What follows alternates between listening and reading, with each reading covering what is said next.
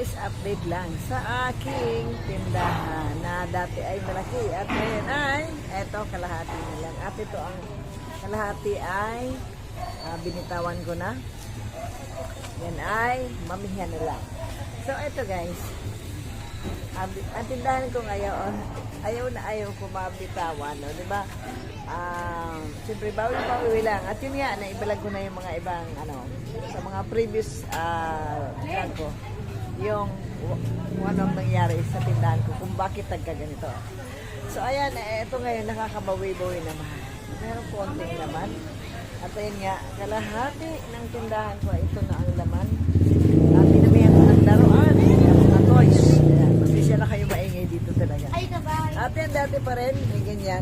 Yun nga lang talagang, kunti na lang ang mga items ko. At isa pa siyempre, wala na akong lalagyan. At kulang na rin talaga. As magkatotoo, patotoo sa inyo, bilang isang totoo na tao, ayan. Wala na akong pera. Wala na akong perang malaki na pang pupuhunanan. Kaya ayan. Ayan. Kumbaga, almost, kalahati ng kalahati ng tinda ko, more than nga ata ang nawala. At ayan, pinagkakasya ko na lang, gumagawa kami ng paraan ng aking tauhan. At speaking of tauhan, ay isa na lang ang aking tauhan, si Belle. Ayan, siya yung pinabalik ko among the rest sa mga naging tauhan ko. At diba, pwede naman sana bumalik kasi may mga boss na sila. At eto, solo ako ngayon. At si Belle ay masakit na ang kanyang mata. Shout out sa mga naging tauhan ko dyan. Kumusta na? Kumusta na? Kumusta na kayo nanakaw sa akin? Ayan na, diba? Alam niyo po, yung paunti-unti yung pagkupit sa akin, more or less talaga. 100 po ang nawala sa akin. Bantakan nyo yung malaking tindahan, yung siksikan naman, plus may bodega pa ako. Ngayon, ay, ang bodega ko na lang, ayan, aking dyan sa papuntang siya. Konti na lang at konti na nakatago ko. Ayan, ako'y gumagawa ng bunutan dito sa kabilang, sa baba. Ayan, ngayon naman, ay, nakakabenta pa rin naman siyempre. Pero ako po ay dumanas ng matitinding pag-iyak dahil sa nangyari sa akin. Kaya, ayan, sabi ko nga, yung pagiging sobrang tiwala at masyadong pagiging mabait o yung pagiging yung sobrang close sa mga tauhan ay hindi maganda. Kasi hindi lahat ay may nananamantala sa iyong mga tauhan. At yun nga, lately may mga nagsusumbong sa akin na mga na mga suki ko, kasi ako palibasa ako ang pinaka legendary ako ng dito sa items na ito dito sa lugar ng Bagong Silang. Ako yung kauna-unahan sa phase ako sa kapaunang phase 4. So I mean dito ang Bagong Silang ay hanggang phase 12. So ako ang kauna-unahan maliban sa mga nag-deliver nun. Ako yung kauna-unahan dito nagkaroon ng ganitong items. At ayan nga, I'm so proud kahit ako nagkaganito. Bago pa man ako tuluyan magkaganito na yung halos mawala na ako, ay ang aking anak ay talagang sila na ang namayagpagan at sila ang nagkapag-asikaso. Lalo na nung ako'y wala, nung ako'y nasa abroad. At yun nga, nag-abroad ako ay sila na ang nag-ano dito. Ayan. Naalala ko yung mga ganito dito sa side na ito. Punong-puno ng mga punong-puno ng mga ganyan. Ayan. Hitik na hitik. Diba? Ayan. Once again, wag po kayong masyadong katiwala sa mga tauhan nyo. Yun nga, kung mauulit ko lang yung ay pinag-ingatan kung nantodo yung aking kaperahan. At siyempre tayo ay may utang, diba? May utang tayo, hindi mo mawala yung utang ng isang negosyante. At yun ay nag-suffer ako, plus na damay ang aking anak. Ayan, totoo na guys ang aking sinasabi. Kasi may mga, naman ako, may mga followers po ako na nanghihinayang asking bakit wala na yung tindahan ko, hindi ko na ipipicture.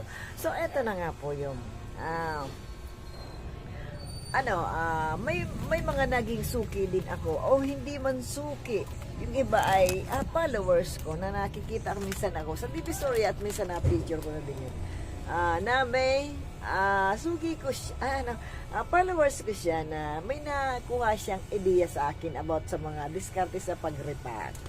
So, natuwa naman ako syempre. Mga ilang tao din silang mga naging, kumbagay para, nagkaroon sila ng sa akin, yung tungkol sa pag-repack nga na, sa pagdiskarte, kung mga dapat gawin sa mga pag-repack para kumita. At sana naman ay, hindi ko man maipagpatuloy pa ito ng matagalan Parang, yun nga, medyo napapaguran na rin ako. Kaya lang, wala naman akong iba pang pagkakakitaan pa rin. Gusto ko na din magpahinga sana. Ang pagiging isang vlogger naman, hindi mo aasahan ang kaperahan doon. At kahit sa ibang platform, ay hindi ganun kadali kumita. Kailangan mo talaga ng time and effort para kumita ka na ng todo. Sayang ng mga sandali. Ayan na. Natutuwa ko pa rin tumawa, di ba? Yun naman, ako naman, bilang isang totoong tao, ayan, nakukuha ko pa rin magpatawa o tumawa. Parang gusto ko na lang din kalimutan yung mga nangyari sa akin. Talagang todo-todong, yun lang po talaga. Mag-ingat tayo sa mga tauhan natin ng mga, nakakasama, huwag kayo masyadong kaklong. At, yun ang nangyari sa akin. Para ko silang kapatid or kapamilya na talagang inano ko sila, tinuring ko silang maayos ang pakisama ko. Kabiruan ko. Kasama ka sa pagkain. Kung ano yung kinakain ko, kinakain nila. Hindi naman ako kasi gano'n na para kong malakihin. Kahit siguro, hindi ako gano'n na naamo na kung ano yung pwede kong i-share, para din sa iba. At speaking of sharing, ay talaga ako din naman ay siguro kasama na lang din yung isa, sobrang nawala halos yung kapera ko. At kaya nagkaganito yung tindahan ko. Ay, yung sobra, napasobra na siguro din yung pagbigay ko. At hindi naman, ako nagtataka. Hindi naman ganun din yung nagastos ko, yung pag-order ko. Sa mga online, hindi naman ganun. Minsan nag-travel ako, na hindi naman ganun kalakihan ang aking Kung kwentahin ko, ay talagang, kumbaga, hindi sapat doon sa nawala. Talagang, palibasa, yung mga iba kong naging tauhan ay mga magagaling magnakaw. Sa pagkupit-kupit sa isang araw, hindi man nakukupit sa at may mga nagsusumbong sa akin, may 500 kinukumos na gano'n, sinisilid. Or, may nakadukot po sa aking perahan.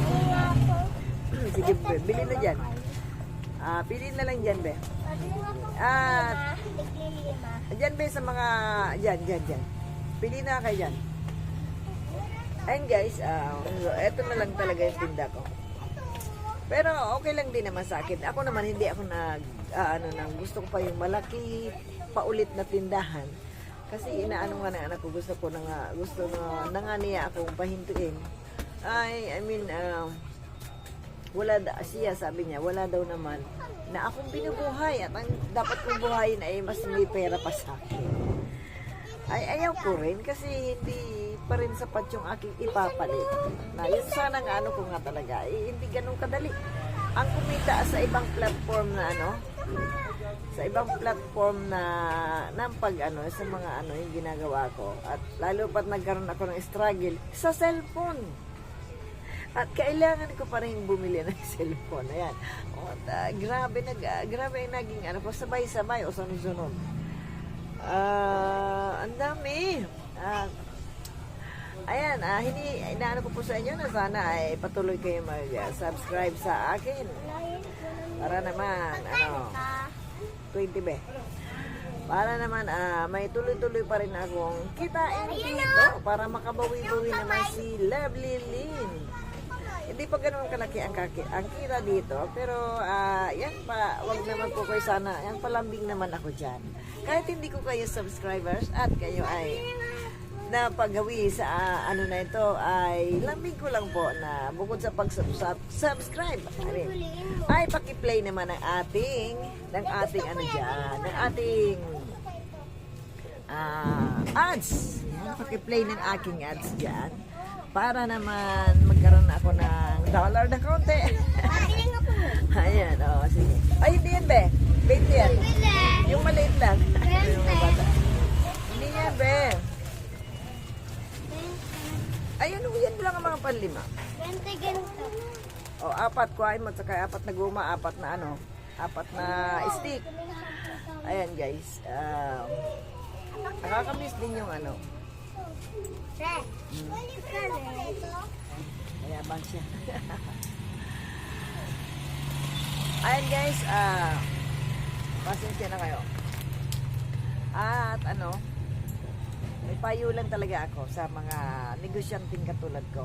Negosyante na ako naging pulpul. Yun nga, huwag masyadong katiwala sa katauhan, sa kapwa. At ingatan yung pera. Iningatan ko naman ang pera. Pero kumbaga may mga time siguro na kaya nakakalusot yung aking taga-dukot dun sa aking perahan. Ay talagang magaling lang talaga. Dumukot. Sanay. Ay bahala na sa kanyang Diyos. Sa kanyang Ayun, ang ko lang din, advice ko lang din, bukod sa mga customer, bukod sa mga tauhan, ayun sa customer guys, may mga magnanakaw din customer o hindi rin may mga na-experience din ako dito, nananakawan din ako ng customer. Minsan hindi man fake ang pera, may mga talagang pangilan-ngilan na may lusot, hinahayaan ko na lang. Pero minsan may mga nagbabalak, hindi nila dahil chichimpuan kung nahuhuli ko sila. Nahuhuli namin. Hindi ko na hinahangad na magkaroon pa ng yung gaya ng dati. Kasi wala naman na akong binubuhay. At ang gusto ko lang ngayon sana ay yung may kaunti akong enjoyment sa buhay. Yun nga ang wala ako guys. Di ba? Ang hirap pala ng ganito. Palibasa single. Ayan. Hindi naman pwedeng ako yung huminto lang at ako yung pinag-aalaga na lang ng aking anak. Ay, ng anak. Ng apo. Ay, iba pa rin talaga yung may sarili kayong kita. Diba? Magkano yung pogs? 20. Bay, huwag tanggalin yan kasi babasa yung dyan. Babasa. Ayan. At, ayun guys, to be continue. Ba't ganun na aking camera? Ayan, pasensya na kayo, medyo malabo na talaga yung camera ko kasi nababagsak. Ilang beses na yan nabagsak ang aking camera, ang aking cellphone.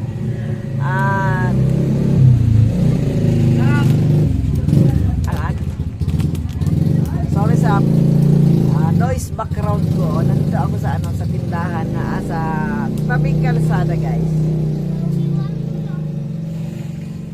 Pasok, ma'am. May simento naman. May simento kasi dyan. Ano po yun? Wala. Hindi maganda yung Ayan. Mayabang siya. Ayan guys. Pasensya na kayo. At may payo lang talaga ako sa mga negosyanteng katulad ko. Negosyante na akong naging pulpul.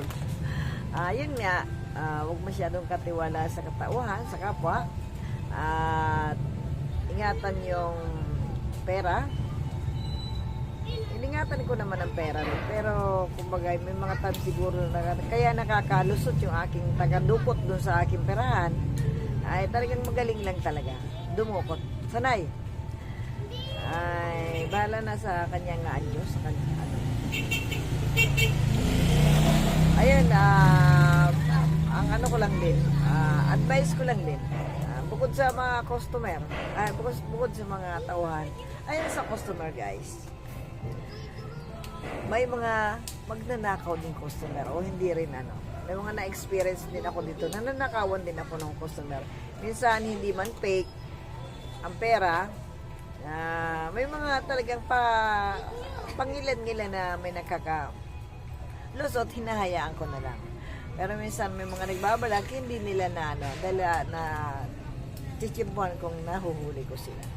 nahuhuli namin. Hindi ko na hinahangad ng magkaroon pa ng yung gaya ng dati. Kasi wala naman na akong binubuhay. At ang gusto ko lang ngayon sana ay yung may kaunti akong enjoyment sa buhay. Yun nga ang wala ako, guys. No, di ba? Ang hirap pala ng ganito. Palibhasa single. Ayan. Hindi naman pwedeng ako yung huminto lang at ako yung pinag-aalaga na lang ng aking anak. Ay, ng anak ng apo. Ay, iba pa rin talaga yung may sarili kayong kita, di ba? Magkano yung pogs? 20. Bay, huwag tanggalin yan, ha? Kasi babasa yung yan, nabasa. Mitig sa po.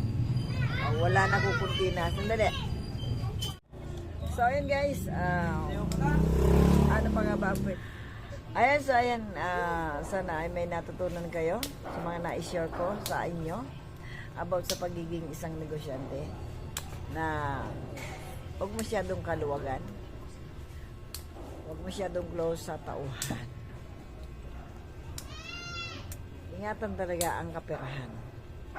Sa mga naghihintay ng mga diskarte pa rin na na mga sa pag-repack. So ayun, may iba kikita ko pa rin sa inyo, may pipidure ko pa rin ng ibang mga diskarte sa pag-repack. Yan. Kaya abang-abang lang po at syempre stay connected to Lovely Lynn. And God bless everyone and thank you for watching.